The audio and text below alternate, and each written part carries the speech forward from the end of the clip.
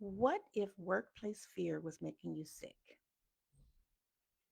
I'm Glenée Davis. I am the visionary founder and CEO at Glenay's RX for Life. We are a career burnout consultancy and healthcare education agency where we specialize in workplace mental health for Black career women and registered nurses who absolutely deserve specialized knowledge, understanding, and application for their workplace depression issues that are making them sick. I said to you the other day that workplace depression is not the same as clinical depression. I also gave you a comparison and contrasting list that tells you what clinical depression is. It's a diagnosable disease for the psychology and psychiatry industry. Workplace depression is not the same, although they could produce the same symptoms. And so, as I always say here at Glenay's RX for Life, our workforce care center is designed for you to be able to do that assessment first of not only yourself and your symptoms, but of your workplace. We stand in the gap to make sure that you are not misdiagnosed or misled in the system so that you, when you enter the system, most workers across this nation, especially Black career women and registered nurses who are unaware of what their workplace rights are and what their position should be in accessing their workplace rights, are often misled when they enter into the system. The system is a big, bad system, okay? It's confusing. You get your FMLA paperwork, and what? You've now been diagnosed with a mental illness because you were dealing with workplace issues. What do you do for 12 weeks? How do you address your workplace situation during the 12 weeks? Have you already did all of the proper documentation that you needed to have done before leaving, sending off emails to the appropriate person, confronting who you need to confront, because you can't even get a right to sue unless you confront. But I understand that fear is a big, big issue for 95%. Yeah, I pulled that number out of the air because it's actually, I didn't pull that number out of the air. There was an old study when I first started doing this work 10 years ago that said 75 to 95% of all doctor's office visits are for job related stress. So, see you later. So, I wanted to make sure that you have the information that you need to make sound decisions in the workplace, even in the face of fear. Later on in this live, I will unpack for you the spiritual connection of fear and cowardice and how you can really impact your spiritual health and your righteous relational relationship with Jesus Christ.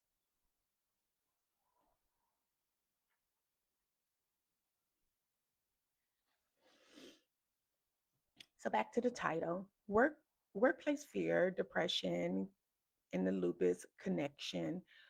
Currently, Black women and registered nurses are presenting to their doctor with lupus-like symptoms. And that woman should be asked about her work environment. What are lupus like symptoms? First of all, what is lupus? Lupus is a chronic autoimmune disease that causes widespread inflammation and can affect any part of the body, including your skin, your joints, kidneys, and heart.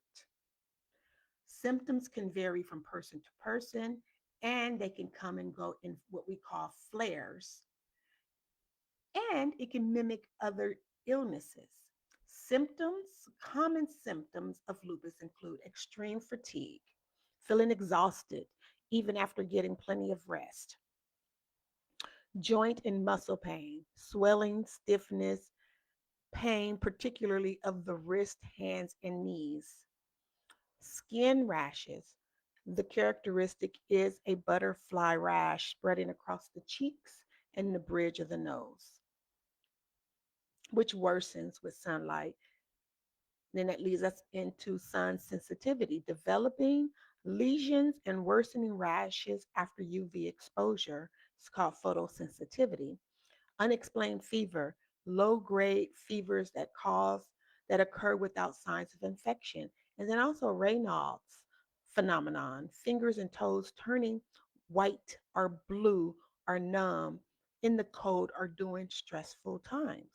Then the chest pain, because like I said, it can affect the heart. Chest pain when taking a deep breath can due to the inflammation of the tissue surrounding the lungs and the heart. And then we have cognitive issues, which include headaches, memory loss, and confusion, and even brain fog.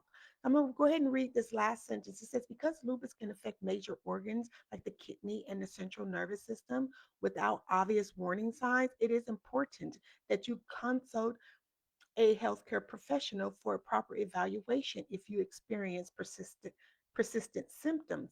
You don't have to have all these symptoms that's going to send you to a doctor, but the stress alone of dealing with workplace discrimination, fear of retaliation, chronic stress and fear can produce a lot of these symptoms and send you into a doctor.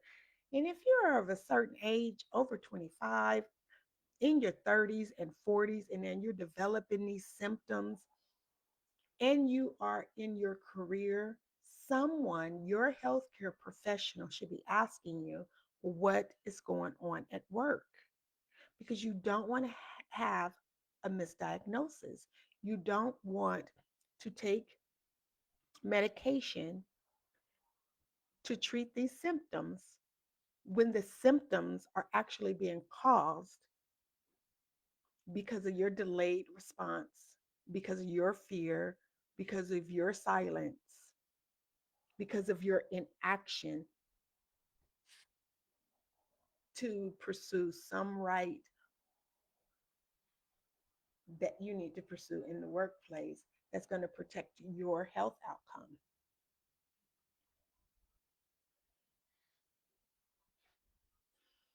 So talk to your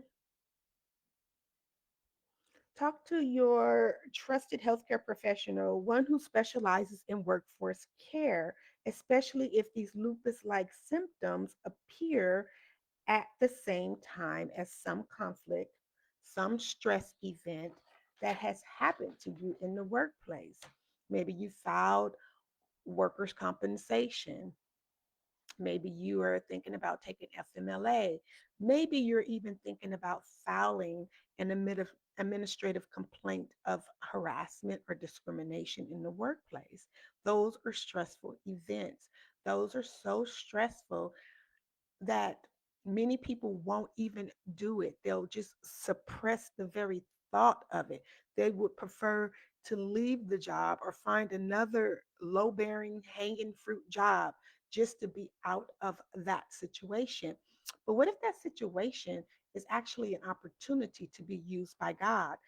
Do you realize that you are disobeying your calling? Do you realize that you are acting out of fear, of worldly fear, instead of a godly and reverence fear of the Holy One? We want you to rule out illegal workplace activities that may be silencing you, needing activities that silence you that maybe need to be spoken, which in turn reduces the cortisol level.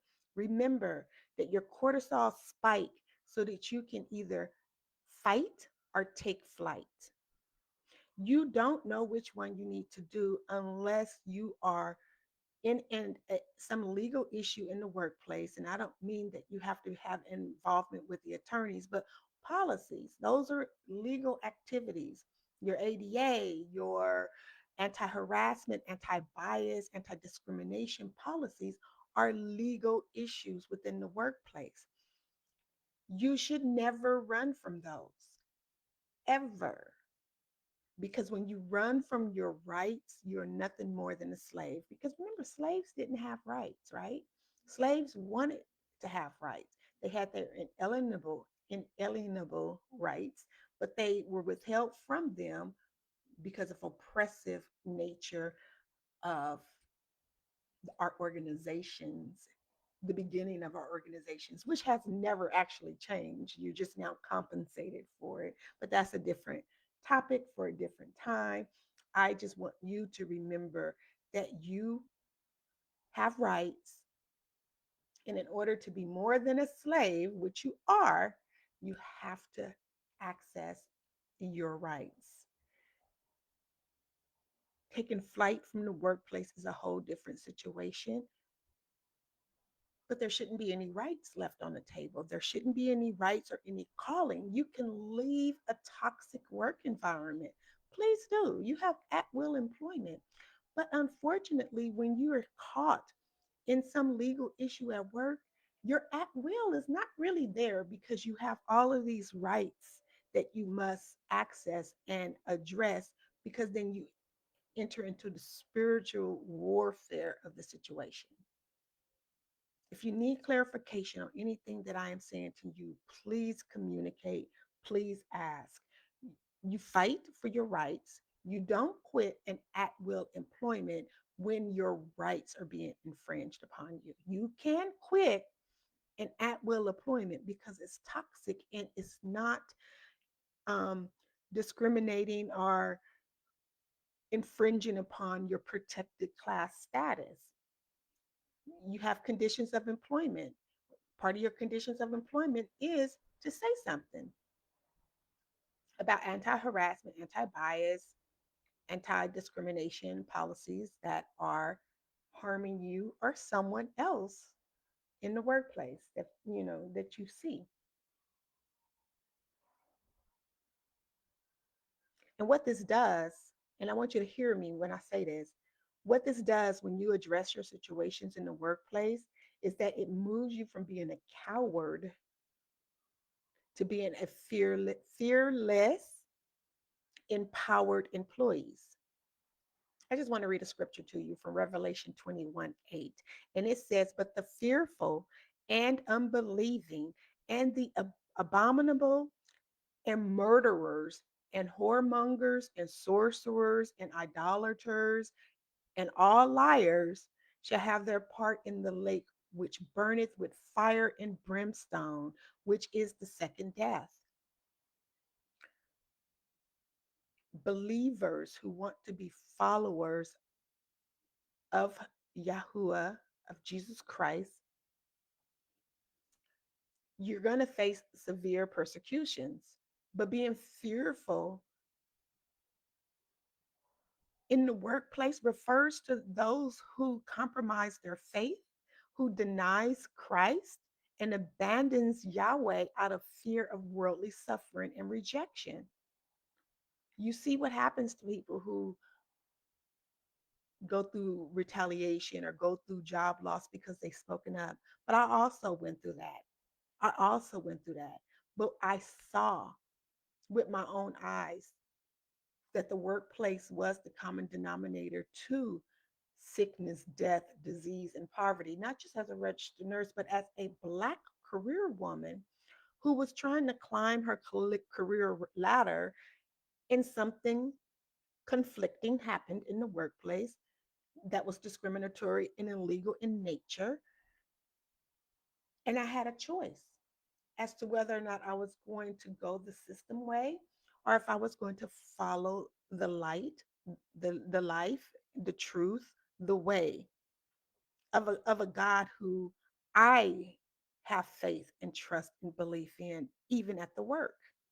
Because I don't want to be at the end of my days and have rejection from God's authority and favor and self preservation or in my life. I don't want that for myself and I don't want that for you, which is why I have built this workforce care center for employees, Black career women, registered nurses, high power employees who are facing these issues in the workplace and don't want to just be victimized or end up becoming just another public health statistic.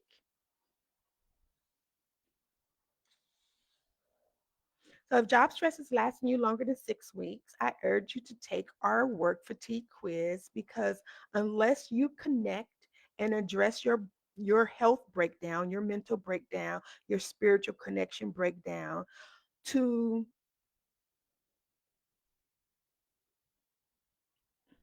what did I write? Jesus. Address your breakdown to living in fear, in disease. No, living in fear with disease will occur. Fear can lead to disease because fear is stressful on the body, on the immune system, and it could bring out symptoms of lupus. And sometimes when we get a diagnosis and we have been feeling, sick and exhausted and just beside ourselves, sometimes a diagnosis and a prescription makes us feel seen and makes it make sense. But we're not supposed to lean on our own understanding. Okay, I just don't want so many people being misdiagnosed with diseases and living in regret. Like there should not be both. Okay, you have to, if you want full healing, to address the situation, the stressor in the workplace without fear of man, but fear, a holy reverence fear of the Lord. Because you don't want disease to occur because you have not reduced your cortisol levels. And your healthcare professional needs to start asking what is happening at work.